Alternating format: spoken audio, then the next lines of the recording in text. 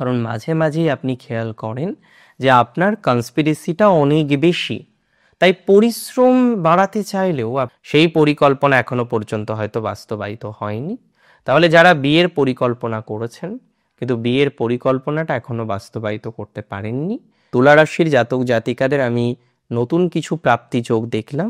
অনেকের ক্ষেত্রে হয়তো নতুন চাকরি পাওয়া যেতে পারে, অনেকের ক্ষেত্রে নতুন কোনো প্রফেশন।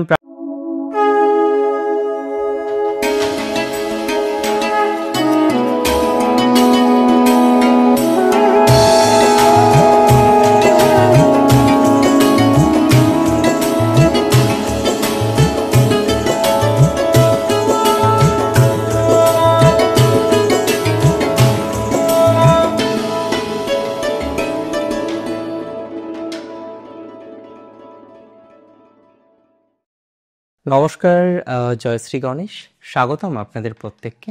আজকে আমরা আলোচনা করব যে রাশিটিকে নিয়ে। রাশিটি নিশ্চিতভাবেই তুলা রাশি, এবং তুলা রাশির জাতক জাতিকাদের যে গুরুত্বপূর্ণ বিষয়টা নিয়ে আজকে আমরা কথা বলবো সেটি হলো জল রাশিতেই পঞ্চগ্রহের প্রভাব। দেখুন, আপনারা জানেন যে তুলা রাশি যদিও জল রাশি নয়, তুলা হচ্ছে পৃথ্বী তত্ত্বের একটি রাশি। তবে রাশিচক্রে জল রাশি আছে তিনটি: কর্কট, বৃশ্চিক এবং মীন। আপনাদের জানিয়ে রাখি, কর্কট রাশিতে বর্তমানে অবস্থান করছেন দেবগুরু বৃহস্পতি, এবং মীন রাশিতে আছেন শনি, বৃশ্চিকে মঙ্গল, বুধ এবং রবির সাথে সংযোগ হবে 17ই নভেম্বর।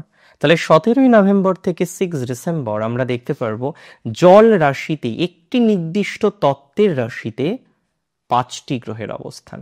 তার প্রভাব আছে।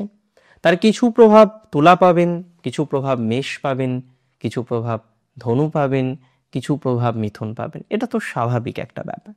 তুলা কি কি ধরনের প্রভাব পেতে পারে, তুলার কোন কোন ক্ষেত্রে এই গ্রহ সংযোগ নানা রকমের প্রভাব দিতে পারে, আজকে সেই বিষয়টা নিয়ে আপনাদের সাথে বিস্তারিত আলোচনা করব, বিস্তারিত চর্চা করব। দেখুন, আমি বলে দিই, এই সংযোগের প্রভাব কিন্তু একরকম নয়, একাধিক রকম। কারণ গ্রহ এখানে একটি নয়, তত্ত্ব একটি নির্দিষ্ট হলেও একাধিক গ্রহের অবস্থান। বৃহস্পতির দৃষ্টি প্রত্যেকটি গ্রহের উপরে থাকছে। বৃহস্পতির পঞ্চম দৃষ্টি থাকছে রবি, বুধ এবং মঙ্গলের উপরে। বৃহস্পতি গ্রহের নবম দৃষ্টি থাকছে শনি গ্রহের উপরে। তাহলে প্রত্যেকটি গ্রহের উপরে বৃহস্পতির অ্যাসপেক্ট বিভিন্ন রকমভাবে কিন্তু আপনার জীবনচক্রকে প্রভাবিত করতে পারে। এই বিষয়টি কোনোভাবেই কিন্তু ভুলে গেলে হবে না। আমি প্রথমেই আপনাদের জানাতে চাই যে তুলা রাশির ক্ষেত্রে দ্বিতীয় ভাব, তুলা রাশির ক্ষেত্রে তাদের ষষ্ঠ ভাব এবং তুলা রাশির ক্ষেত্রে তাদের দশম ভাব, এই তিনটি ভাব কিন্তু কানেক্টেড হতে চলেছে। আর যে কারণে কর্মজীবনের ক্ষেত্রে বিভিন্ন রকমের প্রভাব আমরা কিন্তু জীবনচক্রে দেখতে পারবো। আপনাদের কর্মজীবনে বিভিন্ন রকমের অপশন আসবে। যারা বর্তমানে, খেয়াল করে দেখুন, চাকরি করেন, এবং এটা ঠিক যে তুলার অনেকেই চাকরি করে, তুলা রাশির অনেকেই খুব সাকসেসফুলভাবে চাকরি জীবনে আছেন, সাকসেসফুলভাবে চাকরি জীবনকে কন্টিনিউ করছেন। তো যারা এই চাকরি করেন, চাকরি জীবনে কানেক্টেড আছেন, কিন্তু অবস্টাকল আছে। কেমন অবস্টাকল? কারণ মাঝে মাঝেই আপনি খেয়াল করেন যে আপনার কনস্পিরেসিটা অনেক বেশি, তাই পরিশ্রম বাড়াতে চাইলেও আপনি পরিশ্রমকে বাড়াতে পারেন না। পরিকল্পনা করলেও পুরোপুরি পরিকল্পনাটা আপনি করতে পারেন না। যখন আপনি পুরোপুরি পরিকল্পনা করতে পারছেন না, পুরোপুরি পজিটিভ দিকে যেতে পারছেন না, সেটা তো অবশ্যই একটা অন্তরায়কে রিপ্রেজেন্ট করে। বাট আমি মনে করি, জানেন তো, যে সমস্ত তুলা রাশির জাতক বা জাতিকাদের খুব অসুবিধার জায়গা হচ্ছে কাজের জায়গা নিয়ে, এবং তারা কাজের জায়গাটাকে কোনোভাবেই নিয়ন্ত্রণ করতে পারছেন না, কাজের জায়গাকে কোনোভাবেই পজিটিভ দিকে নিয়ে যেতে পারছেন না। আমি দায়িত্ব নিয়ে বলছি, কর্ম ইমপ্রুভমেন্টের জায়গা এই ট্রানজিটে পাবেন। 17ই নভেম্বর থেকে 6ই ডিসেম্বর, এই যে এন্টায়ার টাইমিং, এই সময় কিন্তু আপনাদের জন্য নিশ্চিতভাবে পজিটিভ হতে পারে। এই সময় আপনাদের জন্য নিশ্চিতভাবে কিছু ডেভেলপমেন্টকে রিপ্রেজেন্ট করছে।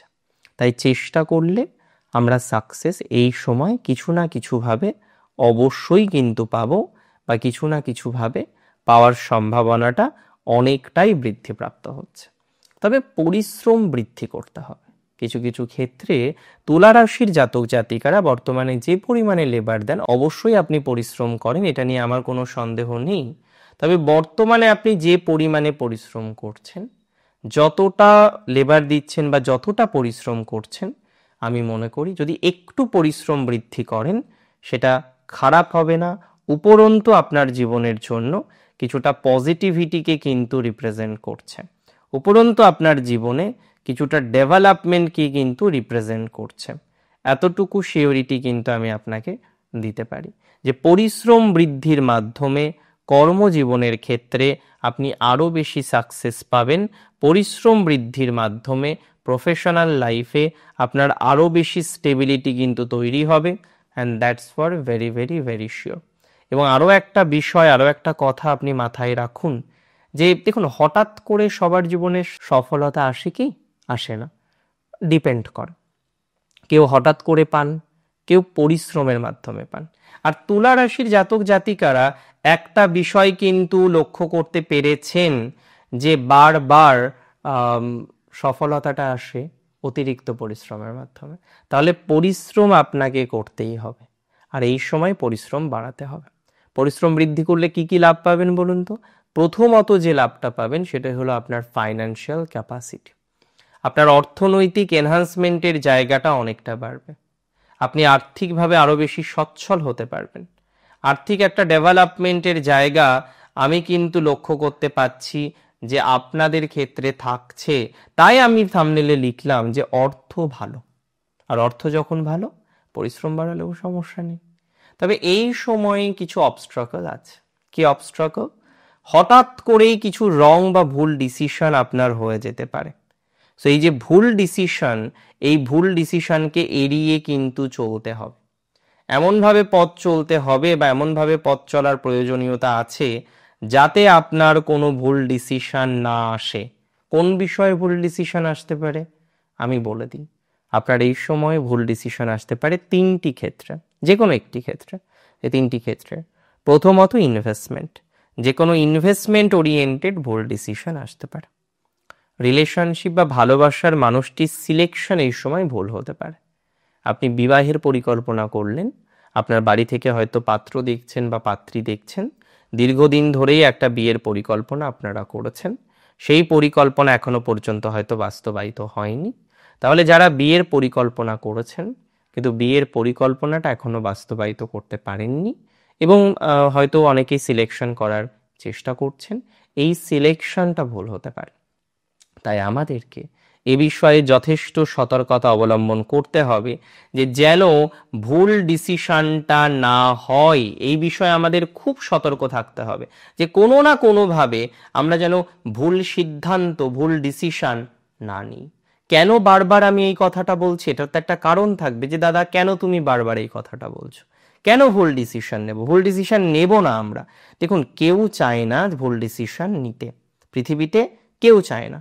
সবাই চায় সে যেন একটা সঠিক ডিসিশন নিতে পারে, সে যেন একটা ভালো ডিসিশন নিতে পারে। যারা এত কিছুর পরেও একটা সঠিক ডিসিশন নিতে পাচ্ছেন না, এত কিছুর পরেও যেন একটা সঠিক ডিসিশন নিতে গিয়ে আপনার প্রচুর পরিমাণে বাধা আসছে, আমি বলবো ধীরে সুস্থে পরিকল্পনা করবেন। ঈশ্বরের অসীম কৃপাতে আপনার পজিটিভিটির মাত্রাটা বাড়বেই। ঈশ্বরের অসীম কৃপাতে আপনার ডেভেলপমেন্টের মাত্রাটা বাড়বেই।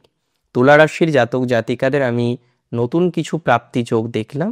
অনেকের ক্ষেত্রে হয়তো নতুন চাকরি পাওয়া যেতে পারে, অনেকের ক্ষেত্রে নতুন কোনো প্রফেশন প্রাপ্তির সম্ভাবনাটা অনেকটা হিউজ পরিমাণে রয়েছে। আমি মনে করি এই জায়গাটা একটু খেয়াল করুন, তাহলে আপনার পজিটিভিটি অনেকটা ডেভেলপমেন্ট হয়ে যাবে, অনেকটা অগ্রগতির জায়গা আপনি লক্ষ্য করতে পারবেন, বা অনেকটা অগ্রগতি আপনি জীবনচক্রে কিন্তু লক্ষ্য করার অবকাশে থাকবেন। তবে যাদের কোনো বিজনেস আছে, দেখুন বিজনেস বিভিন্ন ধরনের হয়, তাই না? সবাই সেম বিজনেস করি আমরা? করি না। তাহলে যারা তুলা রাশি ব্যবসায়ী এবং ব্যবসার উপকরণ হচ্ছে কাঁচামাল, তাহলে কাঁচামালের ব্যবসা যারা করেন তাদের পজিটিভিটির মাত্রাটা কিন্তু অনেক বেশি বৃদ্ধিপ্রাপ্ত হতে পারে।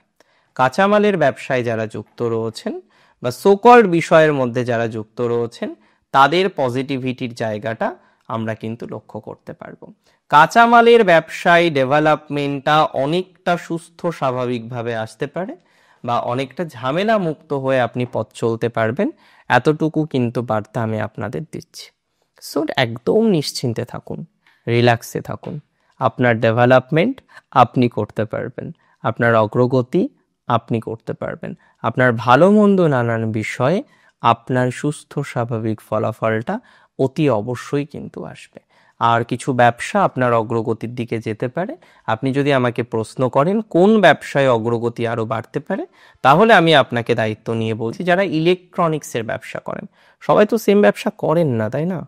ইলেকট্রনিক্সের ব্যবসা যারা করছেন, তাদের সুস্থ স্বাভাবিক ফলাফলটা আমরা কিন্তু এক্সপেক্ট করতে পারবো। ইলেকট্রনিক্সের ব্যবসায় লাভ বাড়বে বা লভ্যাংশ বাড়বে। সো একটু চেষ্টা করি না আমরা বেটার দিকে নিয়ে যাওয়ার বা একটু ডেভেলপমেন্টের দিকে নিয়ে যাওয়ার।